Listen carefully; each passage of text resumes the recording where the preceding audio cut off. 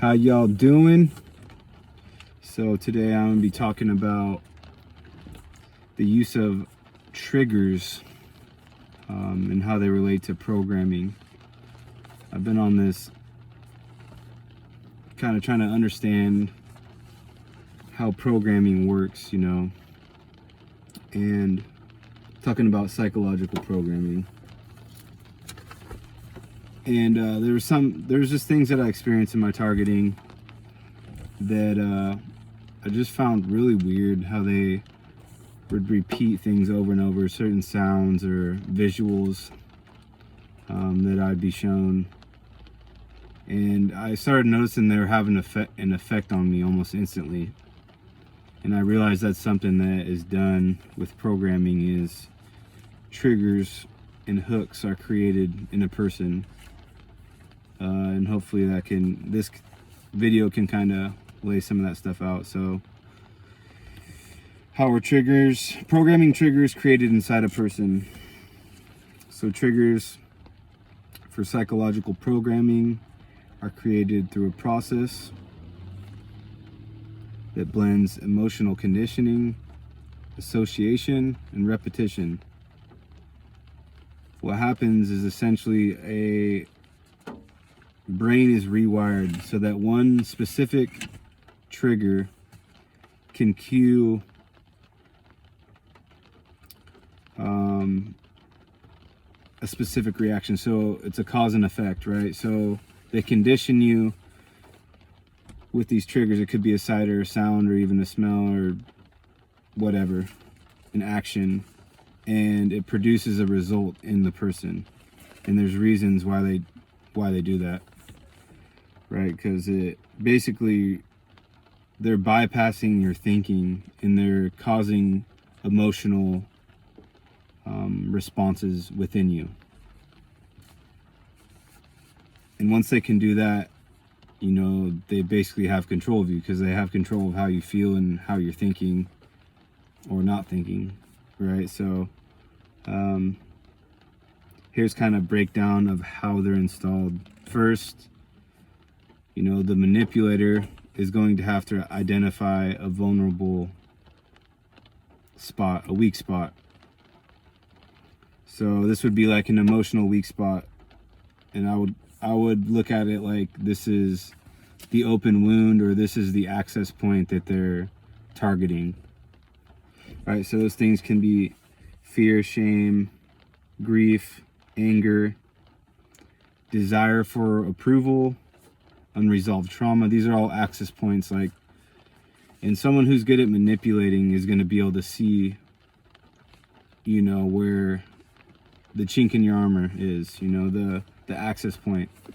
Because people who manipulate, they look for these things in others, right? Because these are the areas where they get in, and that might not make sense to a lot of people who aren't manipulators, or they don't have a desire to control people. But there's a lot of people out there that do. And if you're going through the targeting, you definitely have that experience yourself, right? So the first step would be they have to identify a vulnerability. So vulnerabilities basically create an emotional circuit where strong reactions are easier to spark. So they're pulling on these weak spots, these emotional weak spots: fear, shame, grief, anger, desire for approval, unresolved trauma. These things are open wounds, basically. They're access points. And you could think of them as like an emotional circuit. So once they have the area that they want to work on, they're going to induce a high arousal state. So that'll be done by deliberately triggering an emotional or psychological response. Fear, panic, rage, deep shame. And there's ways that they can do that through depending on which one they're trying to trigger, right? So it could be through threats or intimidation. It could be done through humiliation or rejection. It could be a sudden like scare, like a shock, you know, done by loud noise or unpredictable events, you know, things that just pop up. And I think when you're going through the targeting, it's all of these things, right? Even you know, overwhelming praise or love bombing, that kind of lets people get in further, right? So you probably have experience where people do that to you, they get in, befriend you, everything's cool, and then all of a sudden they're just like, they're in deep with you, understanding you more. They might find information about you only to you know, backdoor you, so to speak, and then now you're dealing with trust issues. Anyways, all these things play together. And so these arousal states that they induce, it creates the fight or flight response. And so basically what that does is it makes your brain focus on very short-term solutions. It's like your brain goes in survival mode, right?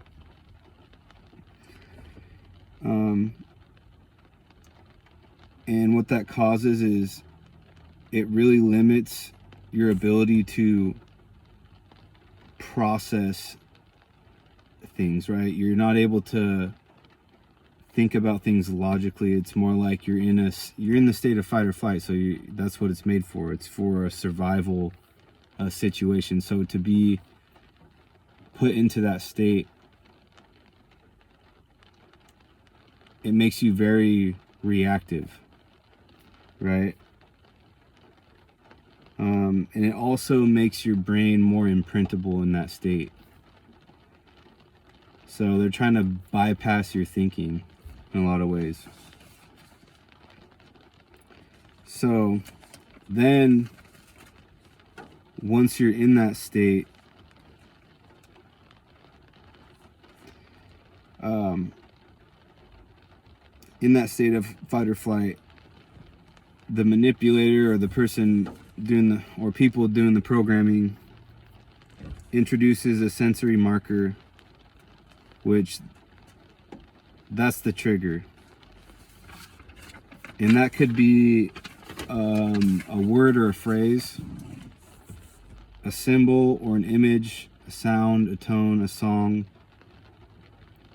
a physical sensation. And because the brain is in survival mode, it records the cue and the emotional state together, right? So that's when it starts getting cemented in. The trigger and the emotional state that the person's in, right? So they've already accessed the shame, the guilt, the trauma, and now they're tying it to a trigger to access that state easily. And this is crazy during the gang stalking. That's why a lot of times, even if you're with someone you trust and everything, you're being triggered by all these little things, right? And they'll trigger you to like for me, I'll give you an example, like horn honking, right? Was one, especially like 2 horn honks. Man, it would instantly put me on edge because they did it to me so many times that, you know, they were able to get me in immediate like anxiety or fear or anger and it was just like, it just put me on edge immediately, right? Even if it was completely normal, even if it wasn't part of the whole targeting, because I was sensitive to that, or they like locked in that trigger, it was able to give like a response for it. So that was one thing. Another thing with me was they did a lot of hand signals, and even there were times where, you know, people were around me telling me what the hand signals meant, and it pulled me in deep with that one, especially at first when I didn't understand what was going on. Like, so a lot of this is kind of beyond your scope of knowledge. You don't really know what's happening to you as it's happening. I didn't really understand it all. It's only kind of like looking back and reflecting on all this. I did think it was weird how they did certain things, right? And like over time, I just kind of realized, like, you know, those were triggers. And especially as I like research more about programming and mind control and things like that, I think that there's a lot of overlap with that and the whole targeting experience. It's kind of the same techniques, you know, but they're able to do this in public, right? And they like to do it with things that happen in ordinary life. So like something as simple as this, when someone's looking at me, might just put me in a freaking state of fight or flight. And not to mention, you know, the things that happen when your body's in fight or flight. You know, we can go into that, and I probably will in another video because I'm kind of interested in that. I noticed that they had me in a perpetual state of fight or flight some days.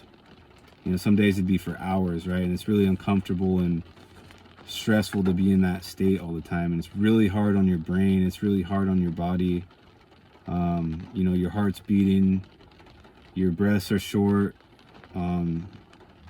makes you hyper vigilant, and always, it just like, it's terrible for you. But it's easier to imprint when you're in that. So that's kind of the whole point of this. So the trigger is locked in with the emotional response. So now they're able to access that through the trigger. And they kind of can skip a step and just go right to you being traumatized with this trigger. And again, if it's something really easy to do, they can do it at any time when other people are around, and other people are just going to think you're nuts because you're freaking out over a horn honking or something stupid like that. So it just makes you look even more crazy. How's my buddy? Just left work. I told him I was recording, don't stop. Anyways, so then this is reinforced through repetition, and that's something that I noticed was like, they would do these things over and over and over. So the person doing the programming repeats the pairing multiple times to strengthen the association, right? So that it's like cemented in through repetition. Over time, the cue becomes a shortcut to the emotional state. So instead of needing a big dramatic scene to get you in that, to get you opened up for it, it's like the cue itself directly accesses the emotional state. Hopefully that's making sense. So basically they're able to induce you into that state without any real threat or cause or scene created, right? It's just the trigger.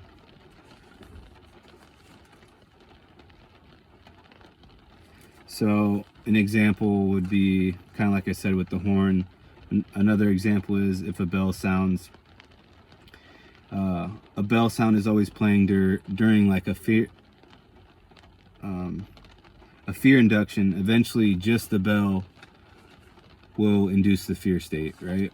There was kind of like a study they did with dogs. Is like every time before they fed them, they would ring this bell, right? So eventually, after reinforcing this, you know, the bell meant it was time to eat. So even at the ringing of the bell and them not bringing any food out, the dog would already be salivating. So it's the same type of idea.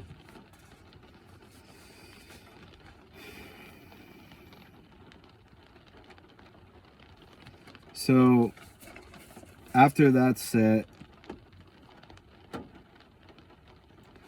they want to not only be able to access these states, but they want to use it to have a desired outcome, right? So now it's dealing with the response.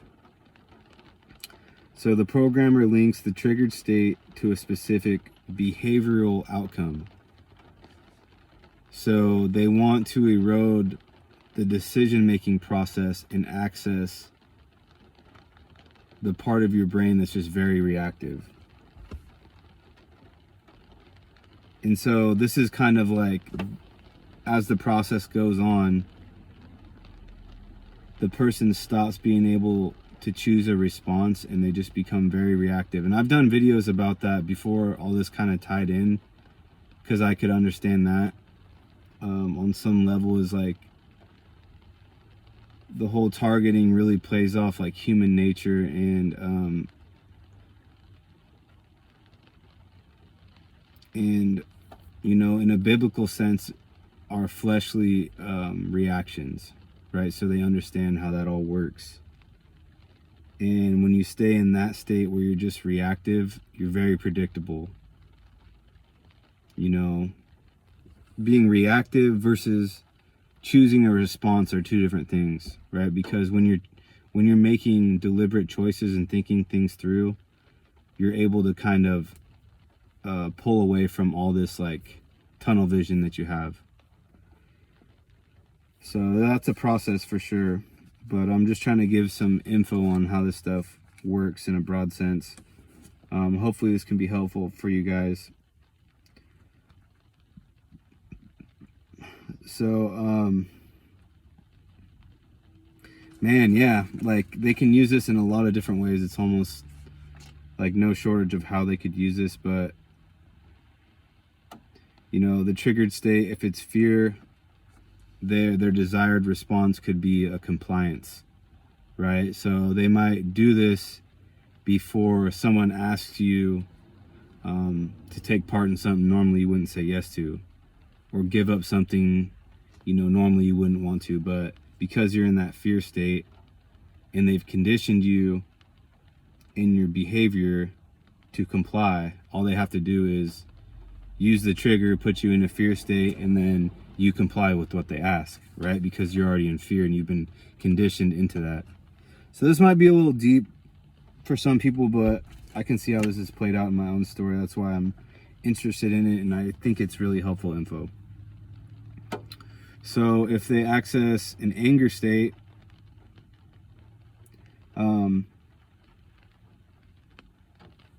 they want you, or they've conditioned you into the outcome of being aggressive towards someone, you know, you can be used to hurt someone, right? Because they get you in that, they get you right where they want to. All they have to do is it's the same process, right? Like they get you in that anger state and they've conditioned you into responding aggressively. So now they just have to be able to turn you on to a different target, right?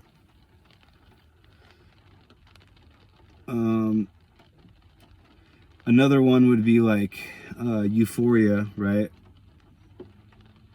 Their desired outcome could be, if you put you in a euphoric state, would be attachment or trust towards a manipulator, right? So that would be like strengthening a bond with someone who's handling you, someone who is programming you. And obviously that can be bad if their intentions for you aren't good and they're just trying to use you. They're just working on your loyalty to them. So what's crazy is like, because it's not, these aren't like conscious thoughts when you're in this state, it makes your reaction feel automatic, right?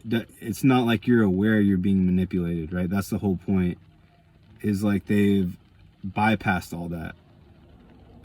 They've bypassed your ability to think about those things, and now you're just reacting, and it still feels like your choice, you know. So not only can they do this to you, but then the results of it are, wow, I can't believe I did this to this person. Then you have the shame, then you have the guilt, then you have this identity crisis, like, who am I? I'm this terrible person. It's like you've been manipulated into doing it. And I'm not saying like we don't play a role in it, but our ability to choose is diminished after a while.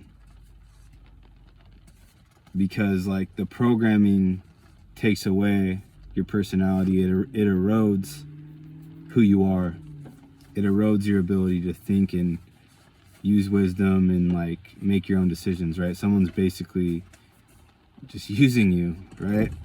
It's crazy, man. Like there's some real science behind it, and this is just like pretty like surface level stuff, but it actually is pretty deep as well. But you could go into a lot more understanding in all these topics.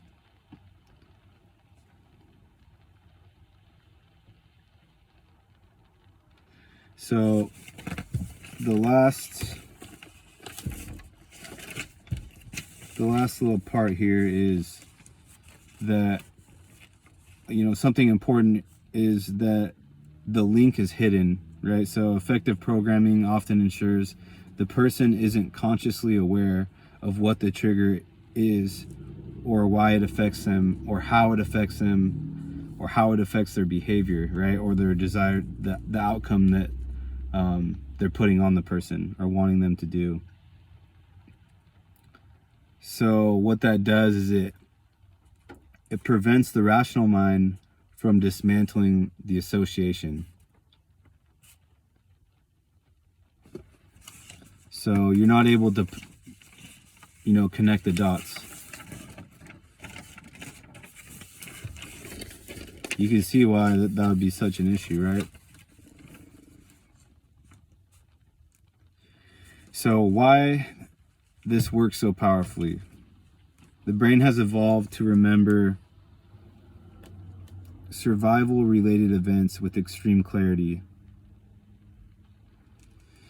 When strong emotion is paired with a sensory cue, the hippocampus and the amygdala treat it as a priority information.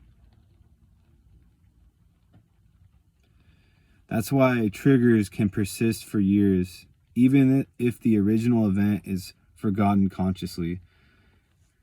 So like I can't remember exactly when this stuff started.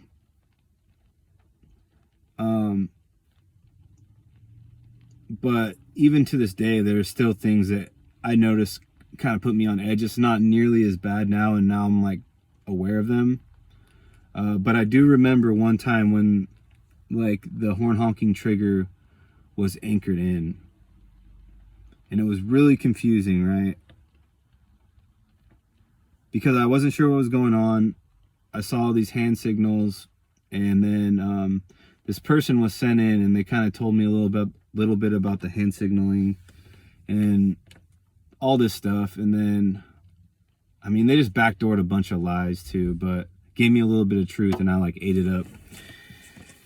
But anyways, and she's like, oh yeah, and she mentioned something about the horn honking, and she's like, whenever someone's telling the truth, the horn will be honked twice. And immediately, as soon as that came out of her mouth, I heard in the distance, the horn was honked twice, right when she said that. So it like validated what she was saying, you know. And that's another thing is like, man, stuff will be validated and cemented in, and it takes a long time to dismantle this kind of stuff.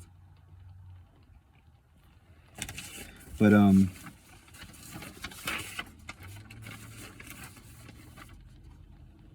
as always, man, I've had people, you know, watch my videos and people get mad that I talk about God. But you know, if I can't talk about God, I don't have any answers, right? Because that scripture, the Holy Spirit, other believers are the reason that I was able to come out of this stuff and not be effective and not be affected and not have my life ruined anymore. So, you know, hate it if you want. I don't have any answers for people that don't want to acknowledge God. But for whatever reason, some people get really mad about that. Anyways, that's what I got to say today. Let me know if this was helpful.